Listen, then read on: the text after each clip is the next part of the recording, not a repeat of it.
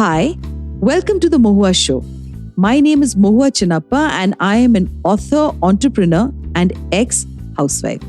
This podcast is about everything from business to technology to arts to lifestyle, but done and spoken ईमानदारी से.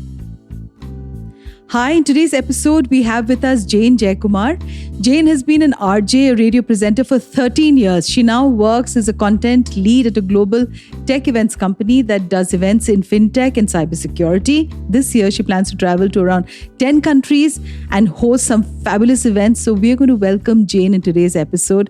So Jane, let's just begin with first question that you were known as an RJ and 13 years. How could you do this entire shift? Thanks so much for having me here. You have an absolutely lovely house and I am podcasting after a while and I'm on air literally. I'm not live on air, but doing this after a while. So it's an absolute pleasure. I've been doing radio for the last 13 years, surely out of, a passion and a joy to pursue something that I really like. And I think all artists reach that culmination point where they say, you know what, I need to move from one piece of art to another. And, life is art. So you take that little break, you take a pause. And I think the pandemic taught a lot of us to sort of shift gears and figure something else out. So I thought, why not go from inside a studio to, events, to places outside of a studio. We used to do a lot of live broadcasts. So why not take it outside and continue what I do with the mic, just in a different form. And yes, to be very honest, and, I would like to break it maybe here for everybody listening in. Radio, as we used to know it, is sort of dead. Podcasting is the future. Digital is the future. So, a lot of my friends from the radio fraternity have also quit radio and they're doing different things. I'm not saying it's dead from the perspective of, it's never going to be on. Of course, radio stations are all back once the traffic is back and the pandemic is done. But I have a feeling, the industry needs to go through a radical sort of a shift. And that's what's happening right now. So a lot of people have flown from the nest and they're experimenting with newer things. Were you frightened when you took this massive change, Just for a bit, but I always knew that, I wanted to keep exploring and experimenting with different facets of my professional life. I love to read, I love to write, I love to travel, I love to explore new cultures. So I thought, this is the right time to figure it out. So I was initially a little taken aback because, a career shift is never easy. But I think because women and men of today have so many options that are available to them in spite of a lurking recession that is most likely on the way. I think India is a little safe in terms of the, multitude of talent that we have and the opportunities that we have. I would say, no, I wasn't really freaked out. In fact, I thought it gave me a good jumpstart into doing something new. Oh, fantastic. I have to say this to you that I'm a big fan of yours and I have been following every post of yours on social media. Thank you. And you do a lot of posts on body positivity. Yes. I've been following Lizzo also, yes. and I just absolutely admire her. So tell me a little bit about this. I mean, whether it's Lizzo, Ashley Graham, some of the biggest, body positive influencers in our country, we have Sakshi Sindwani. Recently, I watched a movie called Double XL, I think, with Sonakshi Sinha and Huma Qureshi.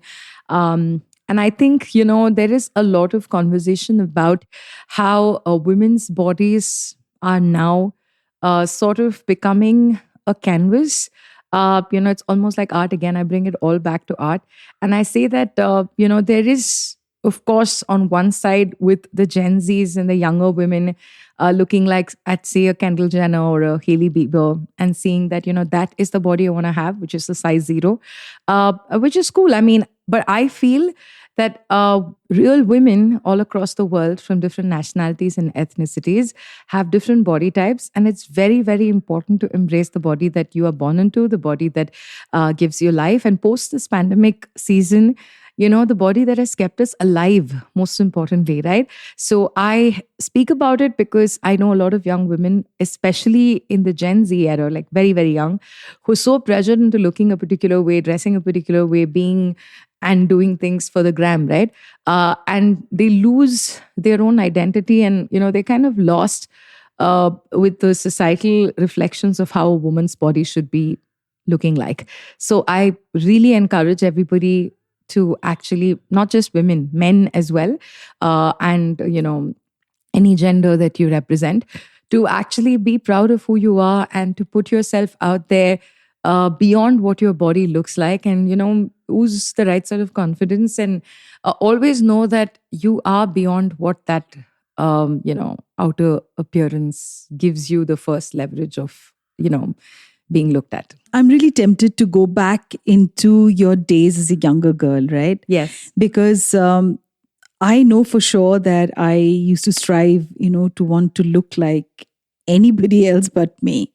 And, it's always a journey for all of us that we go through some experiences in life, and then eventually we embrace ourselves and say, okay, hey, this is who I am.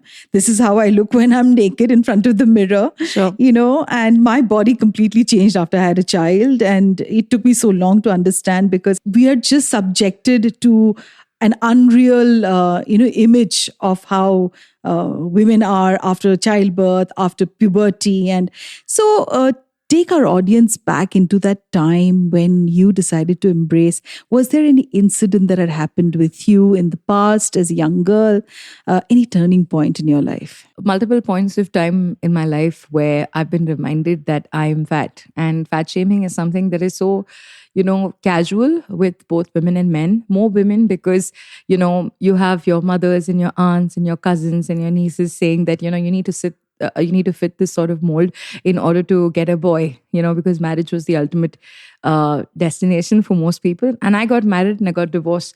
And I would say that marriage is not a bad thing, but when you marry for the wrong reasons, and when you have things like this where, you need to look a particular way in order to kind of find the suitable boy, which is a great book by Vikram Seth, by the way. But the whole idea is when you're forced to fit the box, you have to constantly be, put in the gaze of a lot of people, society in general, and men and women, everybody telling you to lose weight.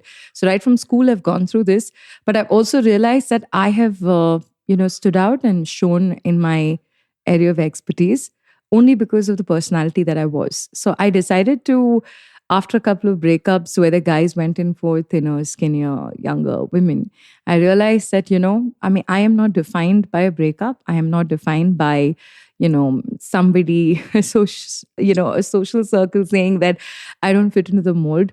I don't want to be defined by those sort of parameters. And I think it was somewhere in my early 20s in itself that I kind of came up with this attitude. But that having been said, I still do workout, and I believe health is a very important facet of everybody's life, whether you're walking or you're doing basic cardio or you're doing MMA or you're going to the gym. I go to the gym very, very regularly, 4 times a week. I'm a foodie, but I also like to stay fit. So I would say it's a very, very double-edged sword.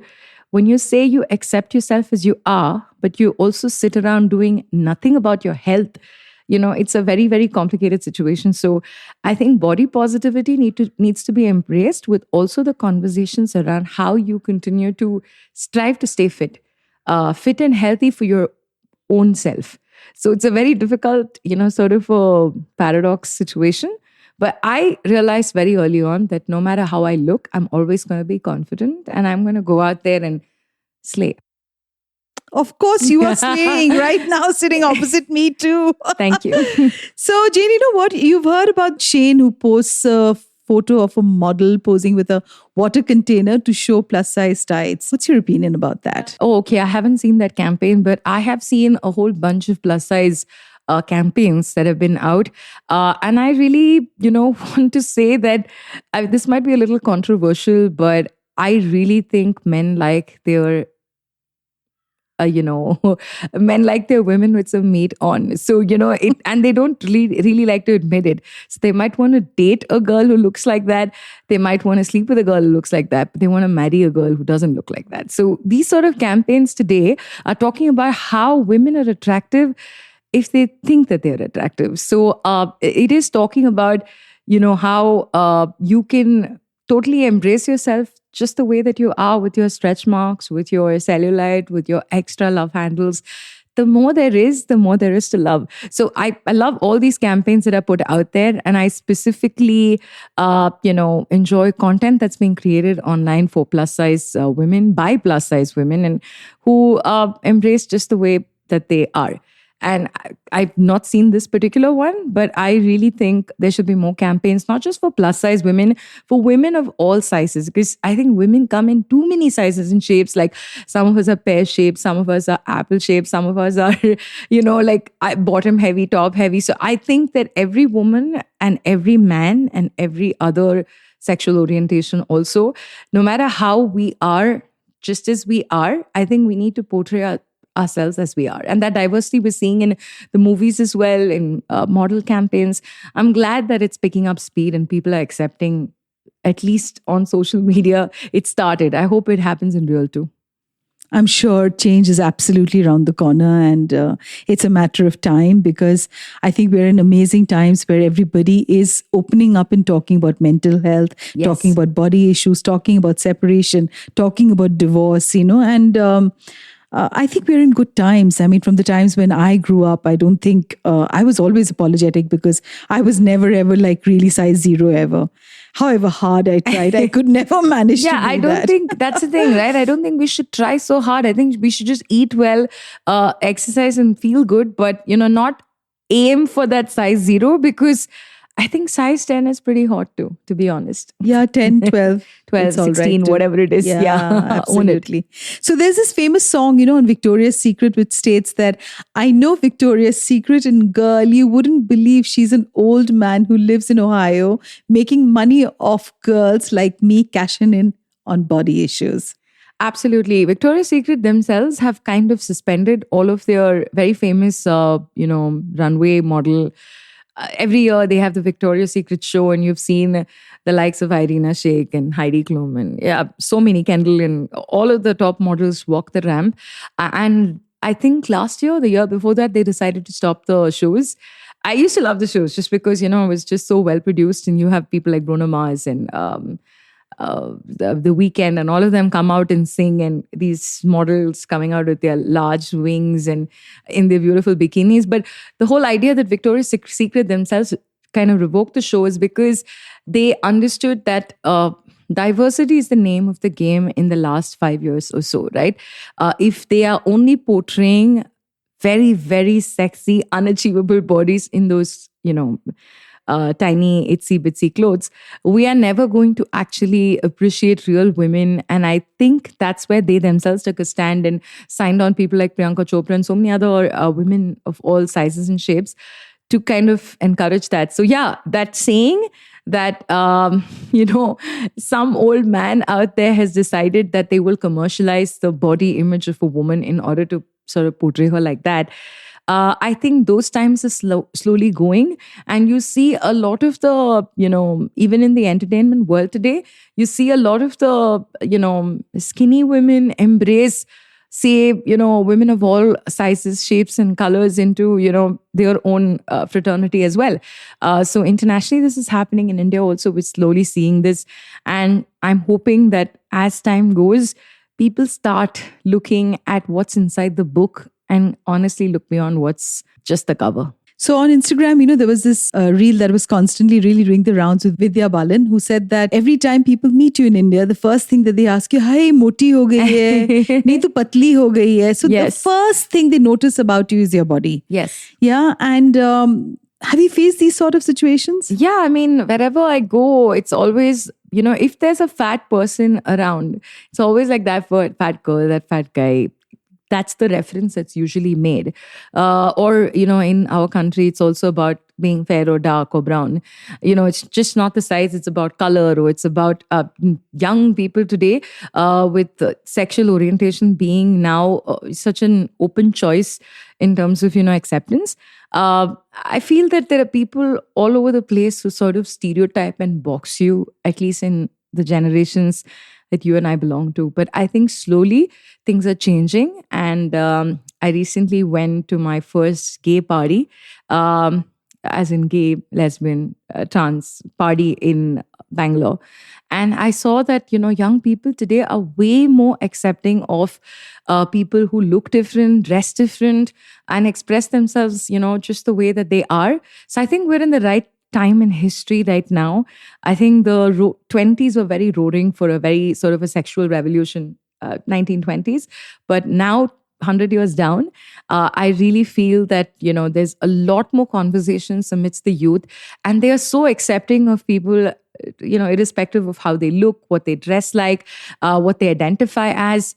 And, I really enjoyed that party so much. It gave me such perspective, a different perspective of how young people are truly embracing people of all sizes, colors, and orientations. And I genuinely feel so good about the fact that at least the conversations are honestly beginning at this point in time. Even in the fashion industry, they're actually beginning. No gender clothing is just exactly your energy, whatever energy you're in that day. Yes. That's the day you kind of go in. Not this that my mother really understands this entire space, but then, yeah, I think it's so amazing. Absolutely. What would you want to tell our listeners who are starving, to get into shape or eating loads of food just to look in a certain way? I mean, as much as we talk about plus size, there is also a lot of people who really struggle skinny. with Yeah. very, very skinny. Yes. And I used to always envy them when I was in school because I just needed to eat one burger and it would show the next day. And I had friends who were desperate to actually have, bigger breasts. I kind of never understood their struggle really. I looked at it from my lens, So what would you want to tell listeners who are struggling with this? Body dysmorphia is an actual condition where you think that you are never perfect. And I have so many friends who, in my opinion, have perfect bodies, but still are not happy with that little paunch or, think that they're a little too skinny. They need to be toned. My shout out to anybody who's struggling with this is follow a diet which is very, very sustainable. Because this is something that I have kickstarted. Unfortunately, I don't live at home, so I used to eat a lot of food outside, but now I kind of get food from somebody who makes food at home. Shout out to my friend Rhea. But in my office, this is not even a joke. This is my shout out. Find a community either at your workplace or in the apartment complex that you live in, the area you live in, or with your friends, where you sort of try and find a sustainable diet. Now, when I say diet, not fad diets, you will have one cheat day, but see what sort of a balanced meal that you can have. Try and see if you can go to a nutritionist, spend money on seeing what's your body type, what do you need to eat, do you need more proteins, do you need, rice at this time of the day in case you love rice, can you substitute your sugar with, say palm sugar or stevia, or how do you exactly need to do your diet? Are you going to follow an Indian sort of a diet? Because, a lot of us like our rice and rotis and dal. How exactly do we balance it? So keep a very sustainable diet plan in place, whether you're cooking at home or you're getting it from outside. Figure out that plan first, because that's the first and most important thing. 80% of your body ultimately depends on what you put in it. Then find out at least 3 to 4 days, I would say 4, and if you can do 5, nothing like it, where you do some activity. Now, this activity can be as simple as wearing your walking shoes and going for a slow jog or a run, 45 minutes at a time. Or if you like to go to the gym, go to the gym. I would say, find something that is good for you. If you like to swim, I know friends who like to swim or play a sport, then pick that up. But 4 times a week minimum, keep yourselves active for at least an hour. So diet, exercise, and then, just have these conversations with the community that you build, either at your workplace or friends. These are sustainable ways of not looking at yourself in the mirror and hating yourself. And everything is a process. Remember, nothing happens in a day. Rome wasn't built in a day. So it takes time. Take that time, but respect your body. And no matter what the results are, please be grateful for the body that you're given, because we're all alive while, millions of people unfortunately died in the COVID pandemic. So be thankful for what you are. Get a proper diet plan. Find a community of people that you can talk about your diet and fitness to. And stay positive and stay motivated and keep the sweat alive, and always love yourself just the way you are. Tell me a little bit about the cybersecurity events that you're going to host. Okay, so tech is something that I'm really, really looking forward to. I'm actually a tech retard. I'm very happy to actually be saying that loud and clear. But I thought, why not put myself out of my comfort zone? So I said, I've done radio for this long. And I know a bunch of friends who did not lose their jobs at that point in tech. Right now, there are massive layoffs happening in Twitter, Microsoft, lots of the large companies. I think with the exception of Apple, most companies have been laying off 10,000s of employees. I don't know if you've read some of these LinkedIn posts where senior members are being fired at no notice. And I'm sure they'll figure it out. And we are looking at the gaping hole of a worldwide recession that will hit us thanks to the pandemic. And, we are going to find ways of getting out of it as well. But I think technology has, blasted beyond imagination during these years that we've spent time at home, these last 2 years. So whether it's artificial intelligence or cybersecurity, Internet of Things, virtual reality, these are things that are exploding at a massive sort of a pace. India, if you didn't know, is already at the helm. India and China at the helm. But Southeast Asia, Africa, the Middle East, these are regions, at least from our neighboring countries' perspective, who are actually now looking at technology, helping them in various areas, whether it is in IT, whether it's in finance.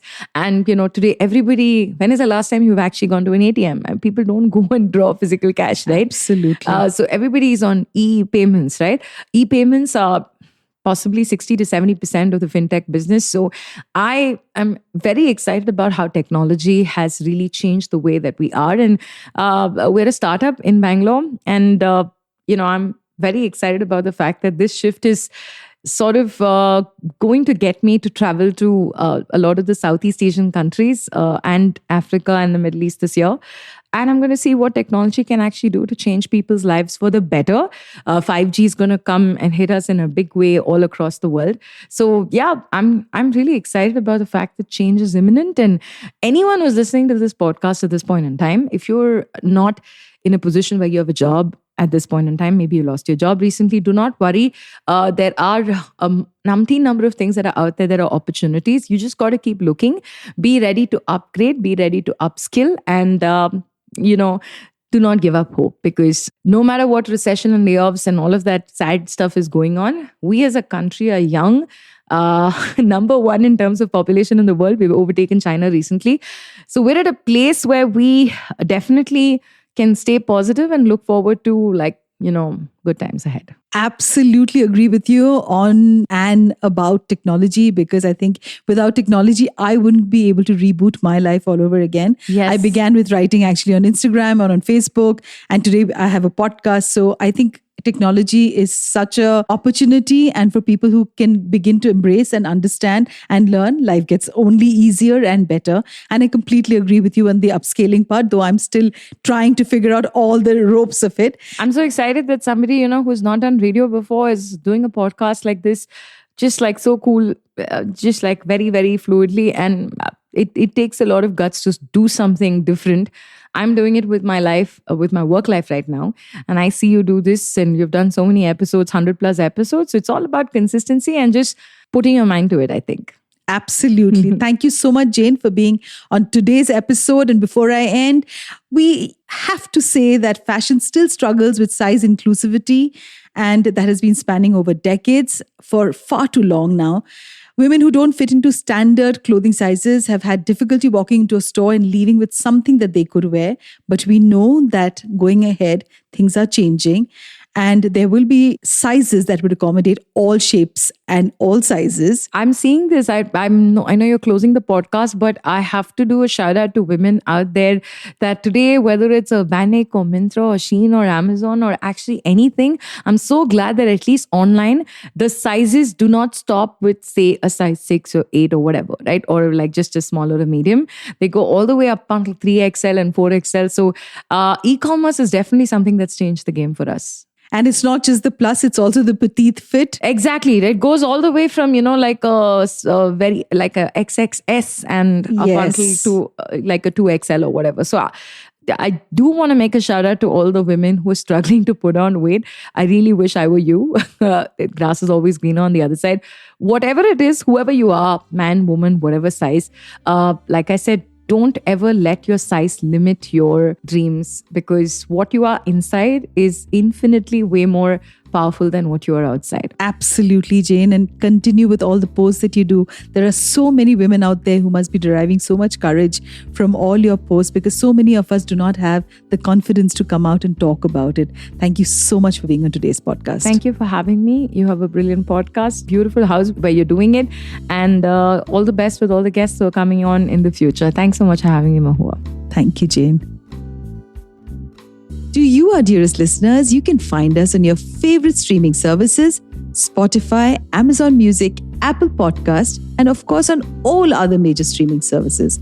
With loads of love, we are The Mohua Show, where we talk imandari se.